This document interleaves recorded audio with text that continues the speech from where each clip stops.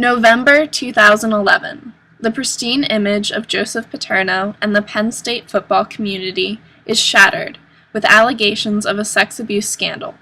The motto, "Success with Honor," once proudly plastered across t-shirts and recruitment videos, becomes a horribly ironic reminder of the administration's failings.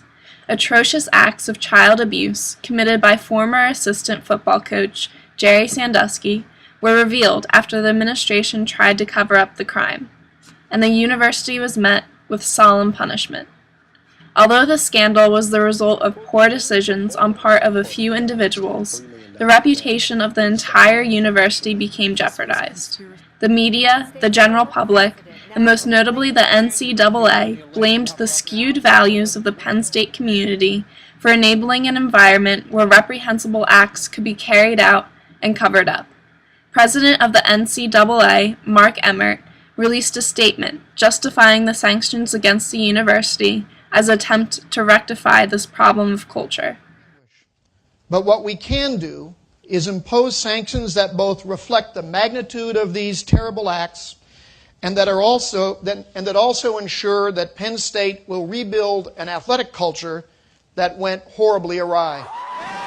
The Penn State sex abuse scandal opened up the discussion for what has long been a public controversy, the role of athletics in shaping a sports culture, and whether or not it holds a positive or negative influence on the community. But what exactly is sports culture? We talk about sports culture as if it were a completely different way of life, a religion of sorts, and in a way, it is.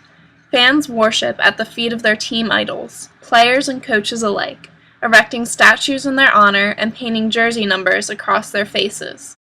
To talk trash about one's team is a form of blasphemy, and it's not uncommon for fans from other teams to be ridiculed. Tailgating is a ritual, and traditions like welcoming the team buses into the stadium and ringing the victory bell at the conclusion of a game cannot be broken.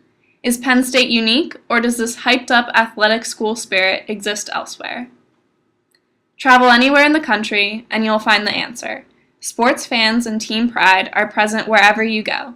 Even a trip back in time to the days of the gladiator fights in Rome or the Olympic Games in Athens, and you'll discover that sports have always had a place in our society.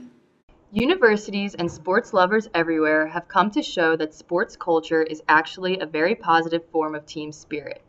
A typical game day is filled with friends, food, and members of the sports family from all generations. This single event unites all those who believe in the pride of the institution, and this creates a sort of camaraderie that can never be broken. This sense of a never-ending connection to an institution is the most positive aspect defined by the sports culture. A 1989 alumni of Penn State was quoted as saying, "The success of the sports programs is what ultimately establishes that sense of pride that extends beyond your time attending the school. But the feeling of camaraderie and common interest you have with fellow students, alum, and fans is what really draws you in for life."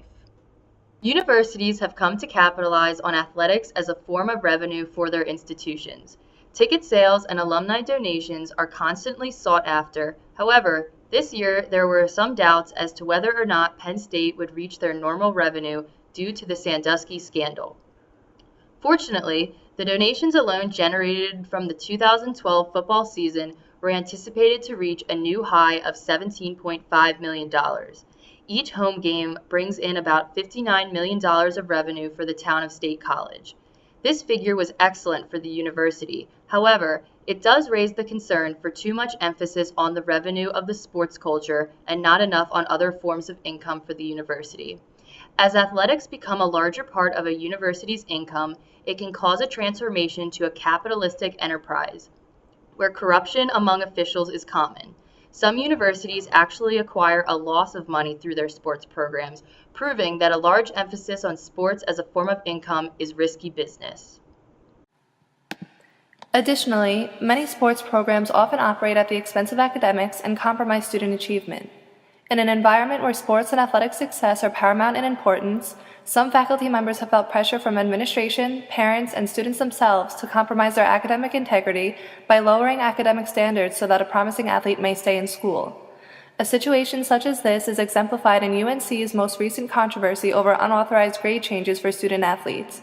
Another instance of student achievement being compromised is seen in the University of Connecticut's men's basketball team, already in trouble for its inability to maintain appropriate academic standards for its athletes, revealing that those athletes have only an 11% graduation rate. The team is currently banned from postseason activities due to its academic failures. Thankfully, Penn State is a notable exception from sports culture interfering with students' academic success. The football team has currently an 88% graduation rate, one of the highest in the Big Ten Conference.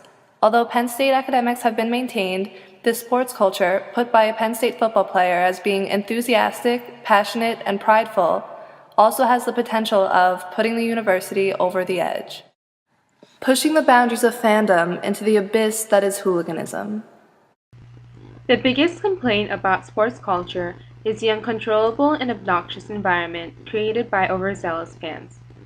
The excitement created by sports culture is accused of facilitating some annoying fans to engage in inappropriate behaviors. News headlines and obnoxious actions of college football fans show up frequently. When Oklahoma State won victory over its rival Oklahoma by 44-10 in December 2011, thousands of Oklahoma State fans stormed the field for celebration. These fans jumped off the stands, trampled others, and ripped down goalposts. This riot left at least 13 people injured, with one in critical condition. One person fell at least 15 feet onto concrete. Such wild and dangerous environment exists in Penn State football culture as well. At the Beaver Stadium, one Penn State fan wearing Michigan-themed blue and yellow Halloween costume was assaulted by 4 Penn State fans who assumed he was a University of Michigan fan. Penn State fans especially get emotional during games against Ohio State. Boo! Get out of here! Get out of here! This is Penn State, bitch! Fuck Ohio! Fuck Ohio! Instances of drunk football fans beating others and tearing things down are not rare nor surprising, as they have existed as a somewhat tolerated part of sports culture. However, it is true that such inappropriate and aggressive behaviors of fans have made spectators frown upon the notion of sports culture. Looking to the future, sports will likely always have a place in our society. The tricky part is finding an appropriate balance between building a sense of pride and community without building a collective. Penn State is currently in the process of doing just that, restructuring its athletic program and the attitude surrounding it. The most notable example is the appearance of the Proud to Support Penn State Academics posters, which are an attempt to emphasize and highlight other sources of pride from the university.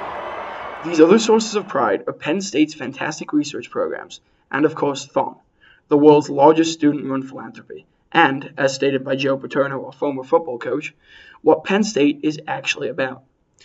There will always be debate over the degree to which sports should have an influence in our society. But hopefully in the future, we will be able to cheer on our favorite teams with respect and dignity.